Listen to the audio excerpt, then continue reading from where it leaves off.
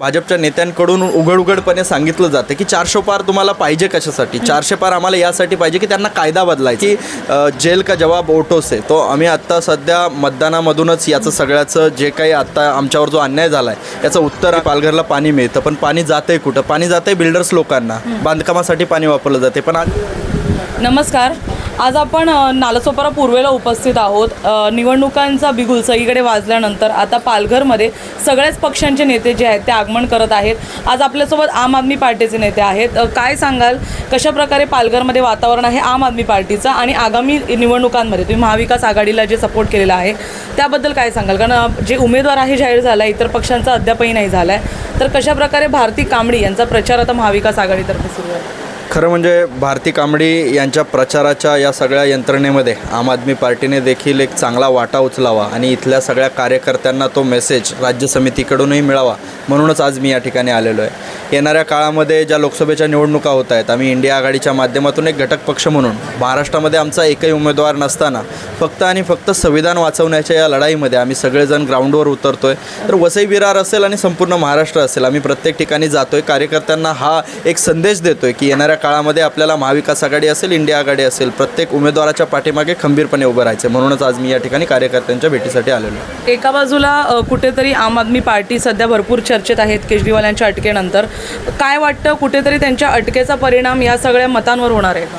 नक्कीच. आम्ही आता पूर्ण भारताच्या यामध्ये एक कॅम्पेन लॉन्च केलेलं आहे की जेल का जवाब ओटो से. तो आम्ही आत्ता सध्या मतदानामधूनच याचं सगळ्याचं जे काही आत्ता आमच्यावर जो अन्याय झाला आहे याचं उत्तर आम्ही नक्कीच मोदी सरकारला देणार आहे. आणि आम्ही संपूर्ण भारतामध्ये ह्या परिवर्तनाच्या लढाईमध्ये आम आदमी पार्टीला जे काही आत्तापर्यंत अन्याय सहन करावे लागलेले त्याचा परिणाम येणाऱ्या निवडणुकीमध्ये आपल्याला बघायला मिळेल. आज डॉक्टर महामानव बाबासाहेब आंबेडकरांची जयंती देखील आहे आणि कुठेतरी संविधान धोक्यात आहे. जर 400 पार झालं तर संविधान धोक्यात आहे असं म्हटलं जात आहे. तर संविधान खरंच धोक्यात आहे की इंडिया आघाडीकडून फक्त हे एक बनवलेलं एक सूचना आहे?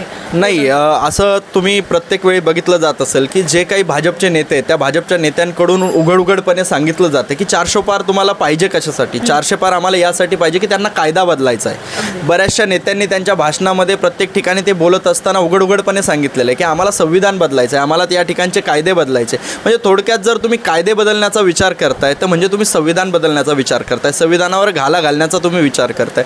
नक्कीच आम्ही फक्त प्रोपोगंडा तयार करत नाही आहोत, तर आम्ही हे ठामपणे सांगतोय की ह्या निवडणुकांनंतर जर 400 पार वगैरे ह्या जर घोषणा खऱ्या करण्याचा प्रयत्न मोदी सरकार करणार असेल तर येणाऱ्या काळात निवडणुका पण होणार नाहीत. आणि जर निवडणुका होणार नाही, जो लोकशाहीचा एक स्तंभ आहे, तो महत्त्वाचा मुद्दा म्हणजे आता पालघरचा आपण घेऊया. पालघरमध्ये आरोग्य सेवा अद्यापही खूप कमकुवत आहे. तुमचे जे नेते आहेत केजरीवाल, त्यांनी दिल्लीमध्ये इतकी चांगल्या प्रकारे आरोग्य सेवा केली होती की दिल्लीला सगळ्यात महत्त्वाचं म्हणजे हॉस्पिटॅलिटीसाठी मानलं जात होतं. तर काय सांगाल की आता पालघरमध्ये तुम्ही बदलाव कसा आणाल? तुम्ही बघितलं, तुम्ही फक्त पालघरमध्ये आरोग्य सेवांबद्दल बोलताय. मी आता आरोग्य सेवांच्या पलीकडच्या गोष्टी तुम्हाला सांगतो. आज मी ज्या एरियामध्ये उभा आहे त्या ठिकाणी पाण्याची दुरावस्था आहे.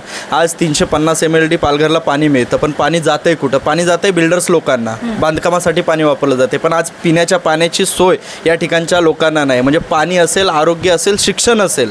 आणि जर तुम्ही आत्ता हायवेने आलात तर कशा पद्धतीने ती डेव्हलपमेंट चालू आहे आणि काय पद्धतीचं त्या ठिकाणी वातावरण आहे आपण तुम्ही बघू शकता.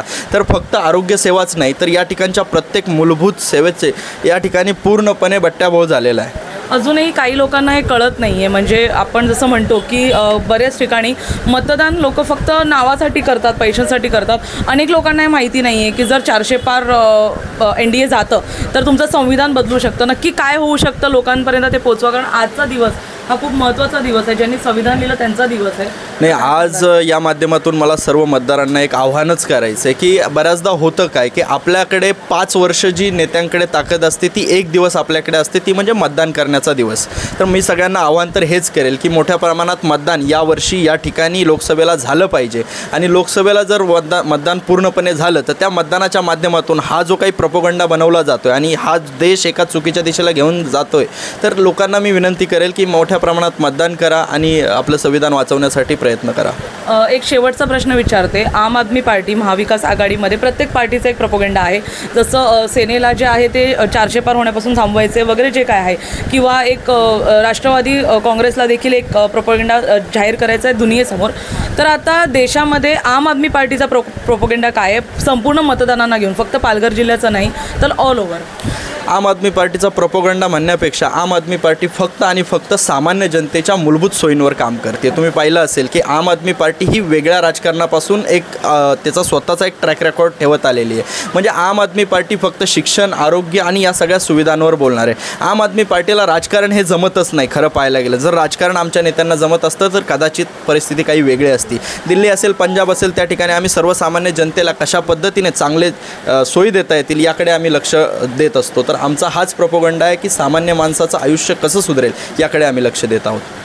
तर आपण पाहिलं की कशाप्रकारे पालघरच, वसई विरारच नाही तर संपूर्ण पालघरमध्ये आणि आता देशामध्ये आता सध्या जी चर्चा सुरू आहे जे केजरीवाल यांच्या अटकेची, त्यानंतर आम आदमी पार्टीवर कुठेतरी एक मोठा घाळा घालण्यात आला आहे. परंतु या संपूर्ण जेल का जवाब वोटोस आहे असं म्हणत आता आम आदमी पार्टीने जी काही मोहीम राबवली आहे पाहण्यासारखं असेल. 4 जूनला त्याचा निकाल काय लागतो. NDA 400 पार जाऊन जो आज ज्यांचा दिवस आहे त्यांनी बनवलेला संविधान बदलते की इंडिया आघाडी जे त्याच्या विरोधात एक लढाई सुरू केली आहे ती लढाई सफल होऊन आपला संविधान वाचतो. आणि जशा प्रकारे इंडिया आघाडीचं म्हणणं आहे की आल्यानंतर आम्ही जी दिल्लीमध्ये जी सुविधा होती महाविकास आघाडीमध्ये राहून तीच सुविधा आपण पालघर आणि वसई विरारमध्ये देखील आणायचा प्रयत्न करू. ते शक्य होतं का?